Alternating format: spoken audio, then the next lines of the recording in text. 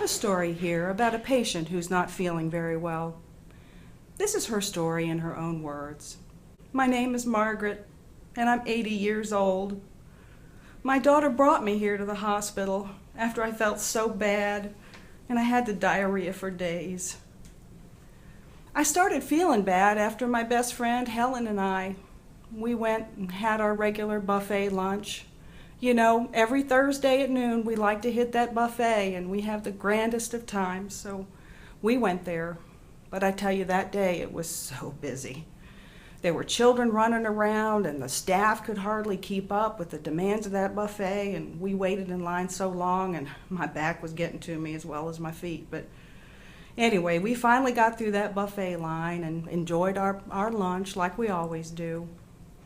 So I went home. Everything seemed fine. About 2 hours later, I tell you, my stomach, it got to churning and grinding, and I tell you, it just wasn't good. And I ended up going to the bathroom constantly. It was pretty bad, and I was up all night, and I didn't want to tell my daughter. You know, she's been trying to get me to move into that assisted living place, and Lord knows I don't want to go there, but it just kept feeling so bad for so long. And so I did tell my daughter I wasn't feeling well, and she came over and she said, "Mama, I got to take you to the hospital." So I've been here for a few days, and as you can see, that potty, that's my friend, and I just feel so bad and I just want to get better. So I asked the doctor, I said, "What's wrong with me?" And the doctor said, "You have C. diff." Well, what's C. diff? He said it was a bacterium. He thinks I got it at that buffet. All I know is every time the healthcare workers come in here, they got the gowns on, they got the gloves on, nobody wants to touch me. I'm just miserable. How did I get this? What could have been done to prevent this? I didn't deserve all this. C. diff, or Clostridium difficile, is a bacterium which infects and can make humans ill. Symptoms can range from diarrhea to serious and potentially fatal inflammation of the colon. Elderly hospital patients, as well as those in long-term care facilities, are most commonly affected by C. difficile.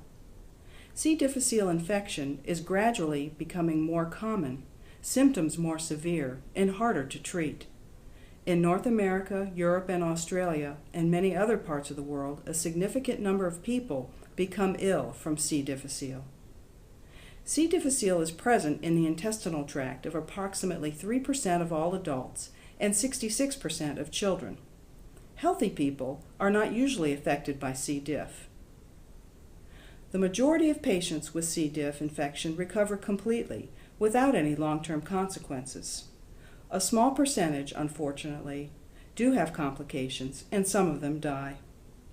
Experts say that with good hygiene practices in healthcare environments, many C. diff infection cases can be prevented.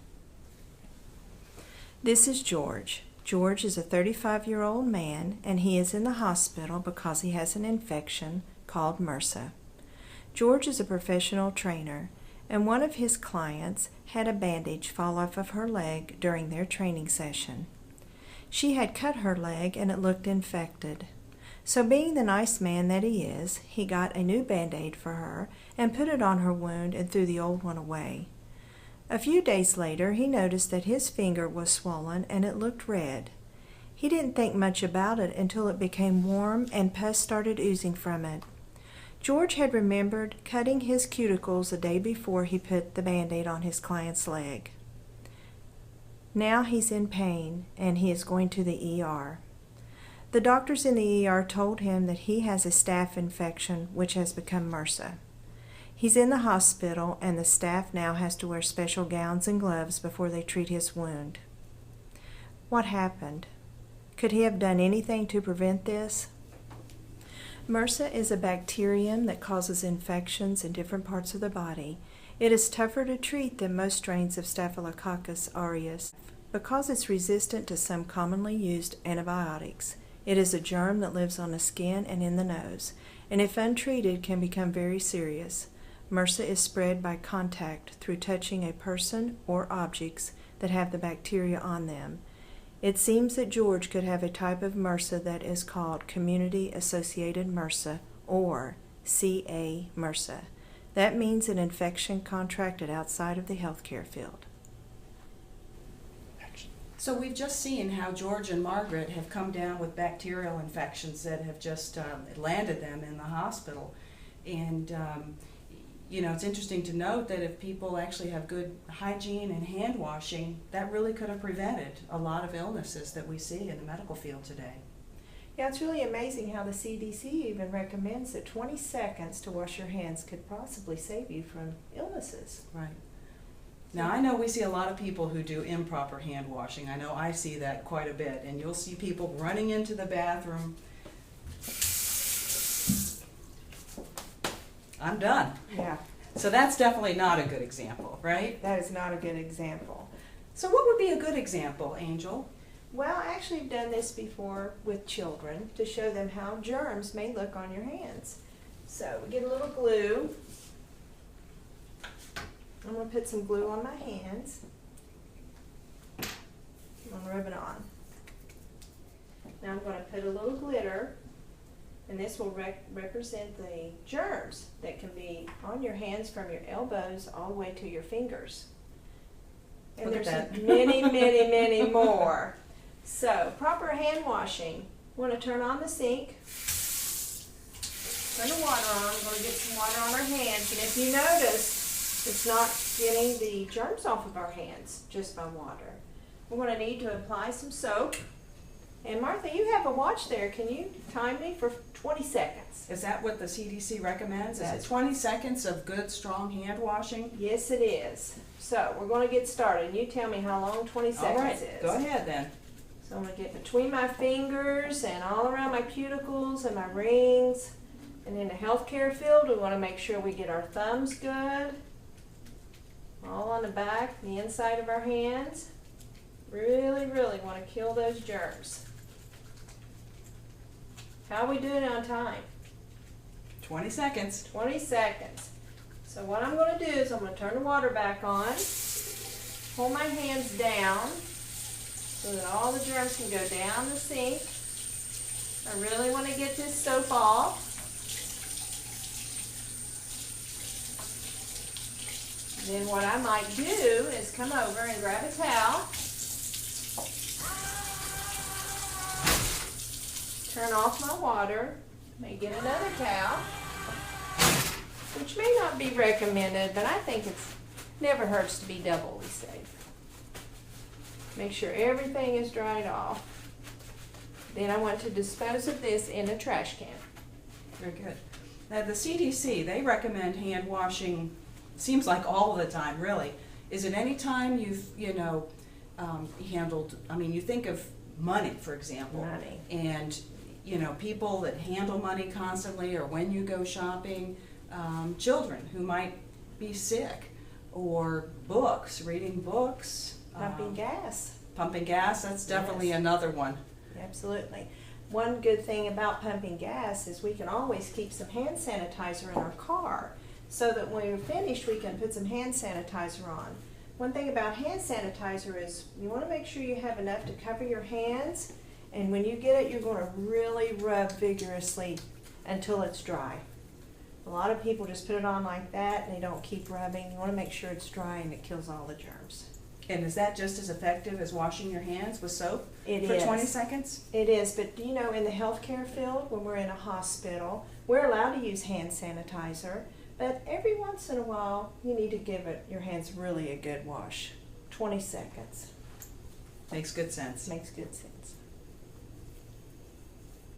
Angel, thank you for demonstrating the correct way to wash hands. And I think a lot of us are often in a rush, or we just don't appreciate the real benefits, the real health benefits of properly washing hands. In the Germana Workforce healthcare programs, we teach a wide variety of direct care courses. Is this hand washing lesson, is it part of the curriculum? Is it part of the instruction that we do for all of our healthcare programs? Yes, Martha, it is. Hand washing is so important in the healthcare industry. We've just seen how germs can spread and what type of illnesses can be caused from not properly washing your hands. So yes, it's a major part in training at Germanna. That makes good sense. You know, through our video podcast, it's made me think, you know, a lot of times when I go to the dentist or I see a healthcare provider, I always sort of notice, you know, well, did that person wash their hands before they treated me? I've never asked them anything, but, you know, to be honest, I actually have noticed, you know, whether they do or they don't. Luckily, they always do, but, you know, it's just one of those questions that might go through somebody's, you know, thoughts, you know, when they're seeing a healthcare provider. Well, having been in the healthcare field, it is important that we do wash our hands. You may not see a healthcare provider wash their hands. Sometimes they may be using the hand sanitizer before they walk into your room. But you have the right to ask them, have you washed your hands before you're treated? Because it's for their protection and it's for your protection. So we need to get past that feeling of not being able to say anything to who we believe is in authority at times. Well, I think a lot of us too think, you know, well, I'll never get MRSA or I'll never get C. diff. But, you know, the facts really are, you know, show just how prevalent it is. So, makes a lot of sense. Thank you. You're very welcome. In Germanna Center for Workforce and Community Education, we offer a variety of healthcare workforce credentials, credentials that will help folks get the training that they need to go out and start a career in the healthcare field. Some of the programs that we offer include Certified Nurse Aide, Personal Care Assistant, Phlebotomy Technician, Certified Medication Aide, Dental Assistant 2, Medical Office Assistant, and several others. For more information, please give us a call. You can reach us at 540-891-3012, or feel free to visit us on the web at www.germanna.edu/workforce. Thanks again.